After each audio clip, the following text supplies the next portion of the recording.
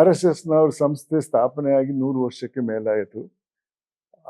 ಇದರಲ್ಲಿ ಈ ಚರಿತ್ರೆಯಲ್ಲಿ 1948ರಲ್ಲಿ ಒಂದು ದೊಡ್ಡ ಘಟನೆ ನಡೆಯಿತು. ಮಹಾತ್ಮ ಗಾಂಧಿಯವರ ಕೊಲೆ ಆಯಿತು. ಅದರ ಆರೋಪ ಒಬ್ಬ RSS ವ್ಯಕ್ತಿಯ ಮೇಲೆ ಇತ್ತು. ನಿಜವಾದ ಗಂಭೀರವಾದ ಆರೋಪ. ಆವಾಗ ಅಂದಿನ ಕಾಂಗ್ರೆಸ್ ಸರ್ಕಾರ, ಕೇಂದ್ರ ಸರ್ಕಾರ RSS ಮೇಲೆ ಬ್ಯಾನ್ ಮಾಡಿತ್ತು.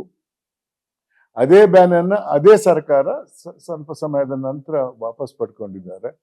ತದನಂತರ ಆರೋಪಗಳು ಬರ್ತವೆ ಅಂದ್ರೆ ಮಾತಾಡುವಾಗ ಆರೋಪ ಮಾಡ್ತಾರೆ, ಆದ್ರೆ ಪುರಾವೆ ಎಲ್ಲಿ ನಾನು ಕಂಡಿದ್ದು ನನ್ನ ಗಮನಕ್ಕೆ ಬಂದದ್ದು ಇಲ್ಲ. ಇವರು ಆ ಒಂದು ಸಂಸ್ಥೆ ಪರವಾಗಿ ಮಾತಾಡ್ತಾರೆ, ಈ ಧರ್ಮದ ಮೇಲೆ ಮಾತಾಡ್ತಾರೆ. ಇದು ಮಾತಾಡುವ ಹಕ್ಕು ಅವ್ರಿಗಿದೆ. ಅದರಿಂದ ಸಮಾಜದಲ್ಲಿ ಶಾಂತಿ ಸೌಹಾರ್ದ ಹೋಗ್ತದೆ ಅನ್ನೋ ಒಂದು ಆರೋಪ ಇದ್ರೆ ಅದನ್ನು ಸಾಬೀತು ಮಾಡ್ಬೇಕಾಗ್ತದೆ.